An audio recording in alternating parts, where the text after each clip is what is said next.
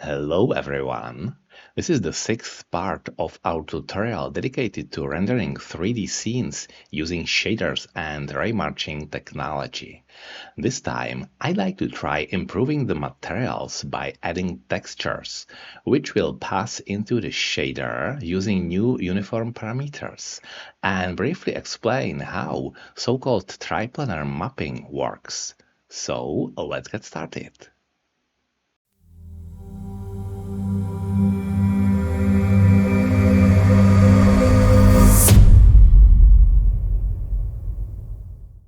And once again, we'll be building on the shader we ended up with at the end of the previous part.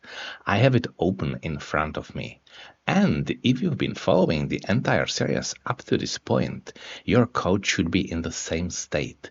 If not, there is of course the option to get all stages of this project from the Godot shader pack, which you can find on my Gumroad profile and which I've linked to in the description of this video.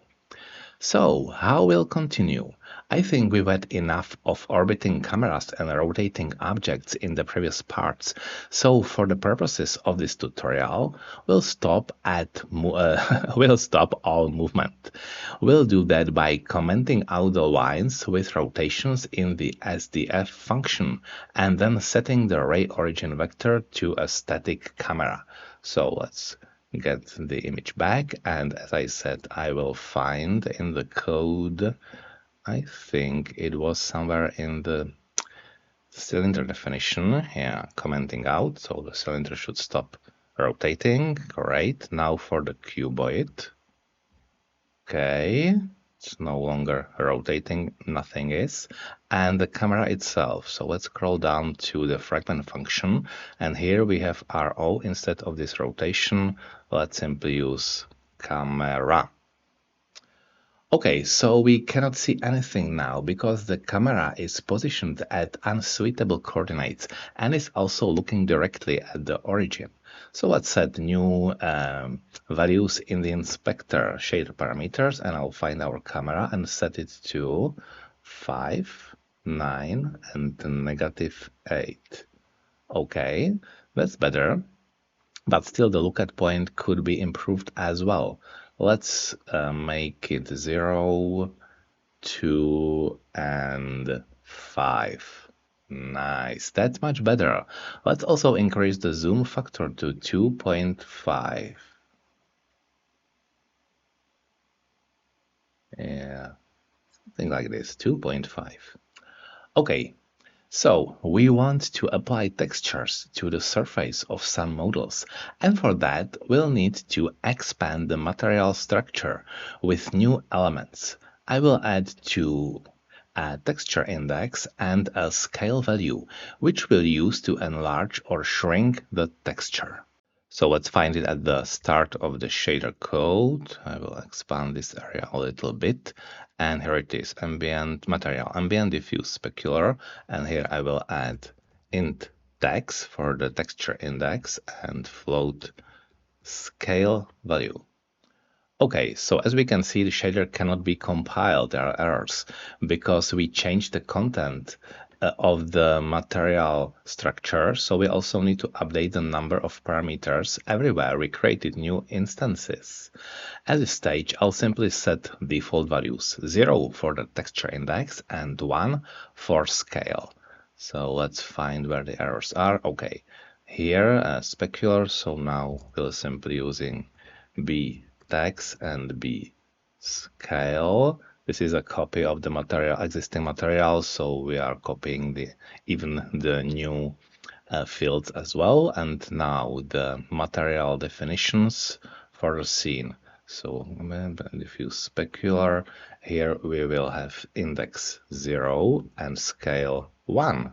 Okay, and let's copy and paste that to all other elements. So here for sphere 1, sphere 2, sphere 3.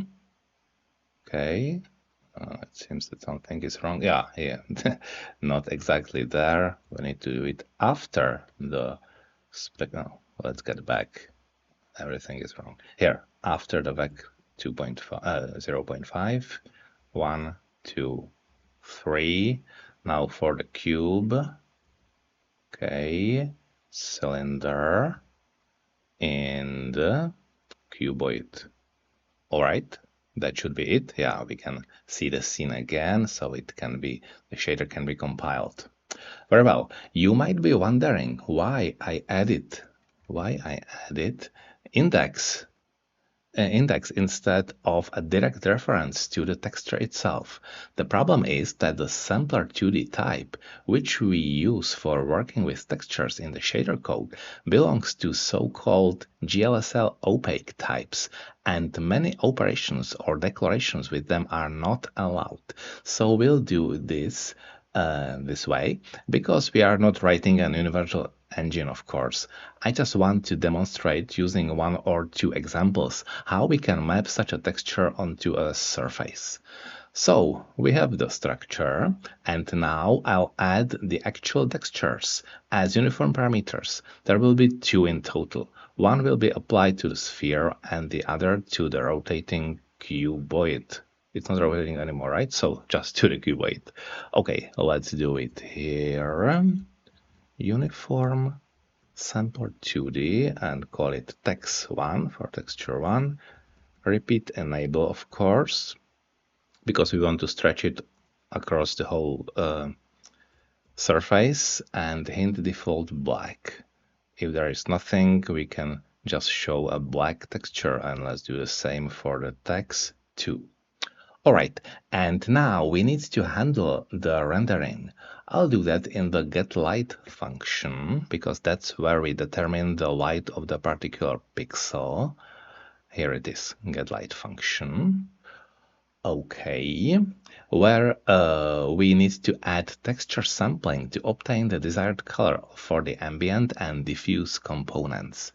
To make the code clearer, let's separate the texture handling into its own function, which I'll call process texture, and place it before the getLight function, right here. Void process texture is, and now I will use inout material. Okay, the reason for this inout keyword is that the material structure which will be passed into the function will be changed inside and then returned back to the function it was called from. So this is how to use the calling by a reference, not by value. All right, now vector 3p for the point of intersection, vector 3 normal for the normal vector at the point of the intersection, and finally our texture we want to use. Okay, and let's keep it empty for the time being. So the function doesn't do anything yet. Before we implement it, I will add its call to the getLight function. Based on the index set in the material, we'll pass the corresponding sampler 2D with the texture to the function. Okay, so here, after definition of light there, let's do this. If material text is 1, let's use the process texture function with the first texture. So material p normal text 1. Okay, and the same thing we'll do for the material 2. Let's just copy and paste and change this to else if. The missing space, and if it's 2, let's use text 2. Okay, this probably isn't the most optimal code, but for the purposes of the tutorial, it wouldn't make sense to spend too much time trying to find something more polished. Now, let's assign a texture to both parameters. For now, the same in both cases. So I will find it here in the inspector, shader parameters, text1, text2, and let's open texture and use the brick texture at both places. Okay, and to use them at the correct elements, the cuboid and the sphere, we must add the corresponding indices in the material SDF function. So I'll find sphere 3. This is our sphere. And here we have the index 0. Let's change it to 1. And for the cuboid, let's change it to 2. Very well. Let's go back to the process texture function. Here it is, process texture. We'll be reading a pixel from the texture, which is actually a texel, which requires both the texture itself and UV coordinates. But here we don't have any UV coordinates available, only the vector P, which corresponds to the intersection point of the ray with the surface. But the vector P is three-dimensional, vec3, and we only want two values. So what do we do? Let's try selecting the first two components of vector P and see what happens. So it would be material diffuse.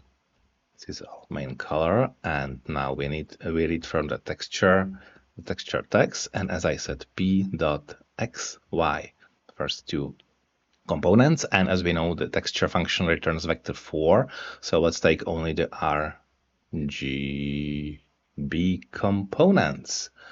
Okay, and let's take a look at the scene. All right, I will zoom in. Very well. Something appeared. Can you see the bricks? And it really does look like a brick wall. But notice that the texture is properly mapped only in one direction, on the front face of the cuboid or when viewed from the front of the sphere. If you take a look at other faces, there is something like stretched pixels and it doesn't look nice. So what if we use XZ or YZ instead of XY? Let's find the code. Here it is here. So as I said, I'll try, for instance, YZ, and it should change. Yeah, now the bricks are at this side face, and we can see them from the side. Or what was the last one? XZ. Okay.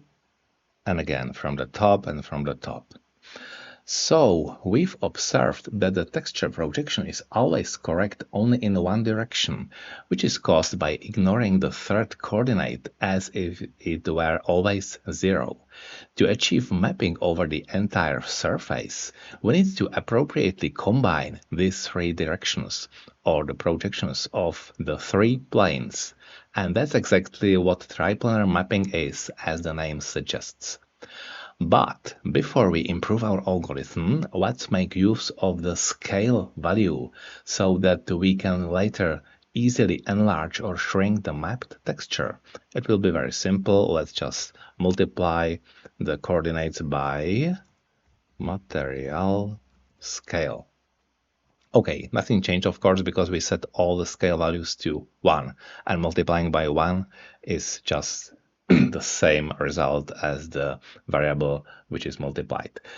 Okay, and now if we change the scale factor for the sphere from 1 to 0.5, for example, we should see the bricks, and that would be twice as large sphere, and here it is. Instead of 1, let's do 0.5. Yeah, can you see the difference? I think it works. All right, so what's next? We can try adding all three projections together and see what happens. Let's scroll back to process texture and do this. I will change this back to X, Y, and do it 3 times with different values. So plus the second element, and here it would be YZ, and once more XZ.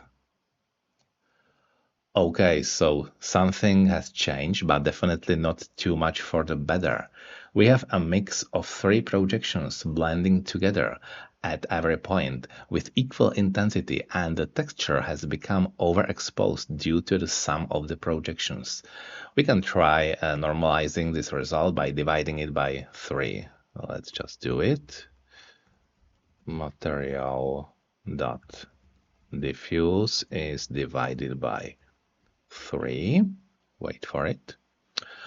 Okay, so this probably isn't the right approach, or rather, we are heading in the right direction, but we need to make some adjustments so that each projection has a different weight depending on the direction the given pixel is facing.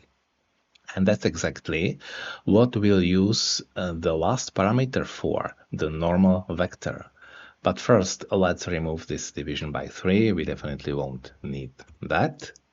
Okay, and now we'll multiply each component of the sum by the component of the normal vector that isn't present in the corresponding part of the vector p.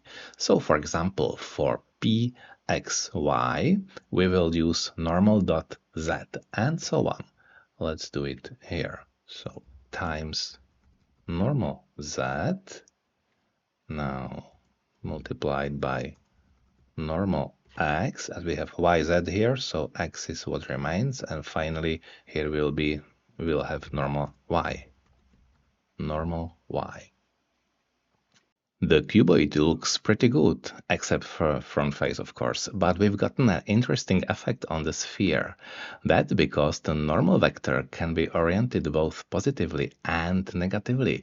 So if one of the multiplications, these, results in a negative number, we end up with a color of a completely unexpected shade.